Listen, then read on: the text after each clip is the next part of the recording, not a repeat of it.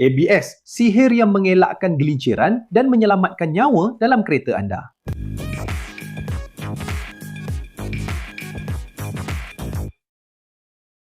Hai ibu-ibu kejuruteraan, hari ini kita akan membongkar satu teknologi yang tanpanya banyak kemalangan mungkin akan berakhir dengan cara yang sangat berbeza. Pernahkah anda berada dalam situasi kecemasan di mana anda perlu menekan brek dengan kuat dan kereta anda terus berhenti secara lurus tanpa tergelincir secara tidak terkawal? Sebenarnya keajaiban itu bukanlah sihir, ia adalah kejuruteraan tulen dan ada namanya ABS, yaitu sistem brake elektrik. Tetapi apa sebenarnya ABS itu dan mengapa ia begitu penting untuk keselamatan?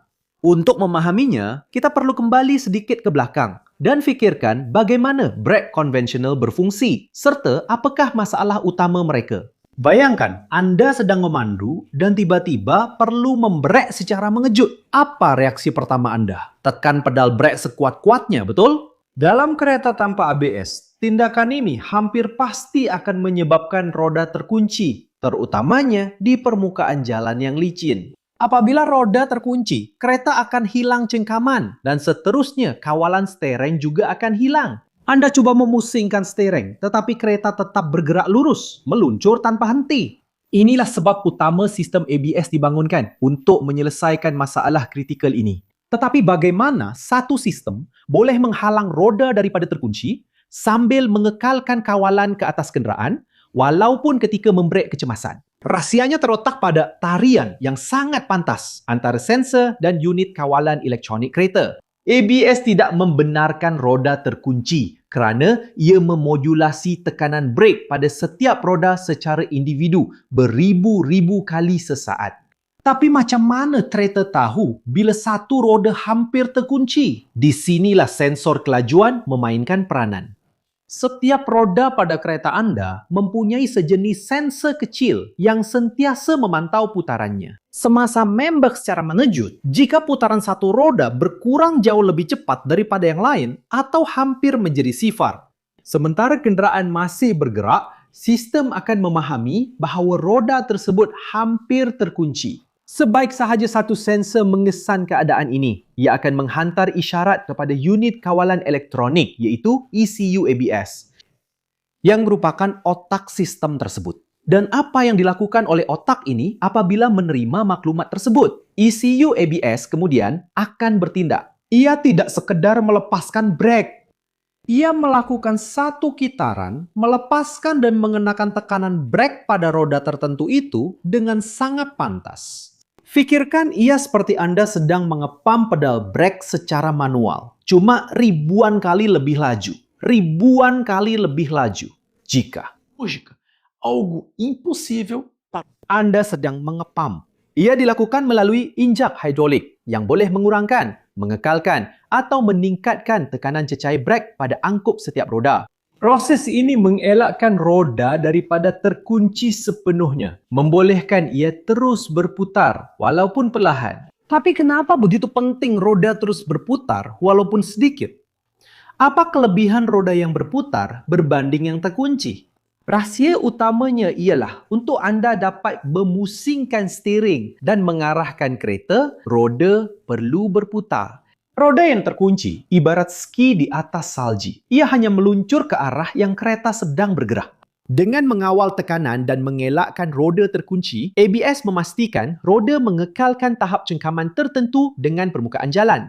Ini membolehkan anda mengekalkan kawalan steering dan, yang paling penting, dapat mengelak halangan walaupun semasa membrek kecemasan. Keupayaan untuk membelok dan membrek pada masa yang sama adalah apa yang menjadikan ABS sebagai satu perubahan besar dalam keselamatan kenderaan. Anda mungkin pernah merasakan pedal brake bergetar atau mendengar bunyi pelik semasa membrek secara menejut dengan ABS. Itu adalah perkara biasa dan menunjukkan sistem sedang berfungsi. Ia menandakan bahawa injap sedang memodulasi tekanan dengan cepat dan sensor sedang menjalankan tugasnya. Ramai orang terkejut dengan rasa ini dan ada yang sampai melepaskan brek.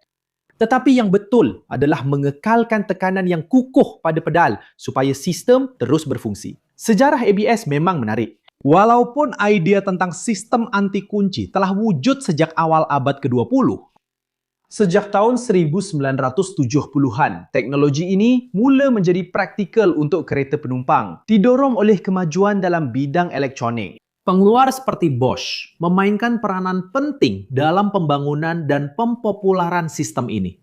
Pada mulanya, ia merupakan barangan mewah, tetapi keberkesanannya dalam mengurangkan kemalangan menjadikannya peralatan keselamatan standard dan di banyak negara malah diwajibkan. Tetapi apakah sistem-sistem lain yang sering kita dengar seperti kawalan cengkaman dan kawalan kestabilan?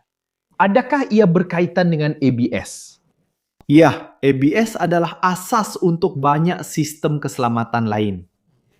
Kawalan cengkaman, TCS atau ASR sebagai contoh, menggunakan sensor roda yang sama seperti ABS untuk mengelakkan roda daripada tergelincir semasa pecutan. Jika satu roda mula berpusing lebih laju daripada yang lain, TCS akan mengurangkan kuasa enjin atau mengenakan brek pada roda tersebut supaya ia mendapat cengkaman. Manakala kawalan kestabilan elektronik, ESC atau ESP, adalah lebih canggih lagi. Ia menggunakan maklumat daripada sensor ABS. Selain sensor lain yang mengukur putaran kenderaan dan kedudukan steering untuk mengesan sama ada kereta hampir hilang kawalan ketika membelok atau membuat lencongan secara tiba-tiba. Jika kereta mula tergelincir, sama ada understeer atau oversteer, ESP akan menggunakan brek pada roda tertentu untuk membetulkan trajektori supaya kenderaan kembali terkawal. Maksudnya, ABS bukan sekadar sistem brek, tetapi merupakan tulang belakang kepada keseluruhan rangkaian teknologi keselamatan aktif.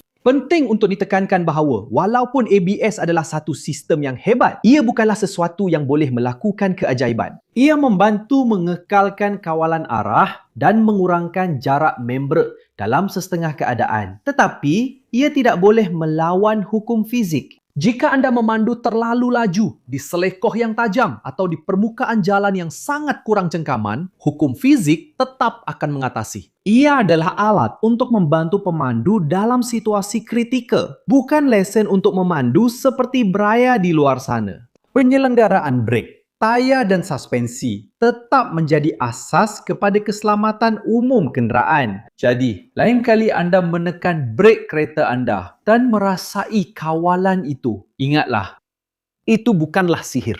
Ia adalah hasil daripada banyak kejuruteraan dan teknologi yang bekerja secara senyap untuk memastikan keselamatan semua orang di jalan raya. Jika anda sudah sampai di sini dan suka dengan video ini, jangan lupa untuk melanggan jika belum berbuat demikian. Tekan butang suka dan aktifkan loceng pemberitahuan. Dan jika anda rasa kandungan kami menarik, pertimbangkan untuk menjadi ahli bagi membantu kami terus menghasilkan kandungan di platform ini dan disebut dalam video-video kami. Dan jika anda ingin tahu lebih lanjut tentang kursus yang kami cadangkan, imbas kod QR di sebelah ini atau klik pautan di dalam deskripsi video untuk mendapatkan pelbagai peluang membangunkan kemahiran yang akan memberi kelebihan dalam kerjaya anda. Dan anda, pernahkah anda merasai ABS berfungsi semasa kecemasan? Atau mungkin anda ada cerita tentang bagaimana ia membantu anda? Tinggalkan komen di sini kerana saya ingin tahu. Di sebelah sini ada 2 pilihan video menarik yang anda perlu tonton untuk menambah pengetahuan dan memuaskan rasa ingin tahu anda. Dan jika anda ingin menyokong kami, tinggalkan tanda suka, langgan saluran ini, aktifkan loceng pemberitahuan dan pertimbangkan untuk menjadi ahli saluran. Itu sahaja peminat kejuruteraan. Salam mesra dan jumpa anda di video seterusnya.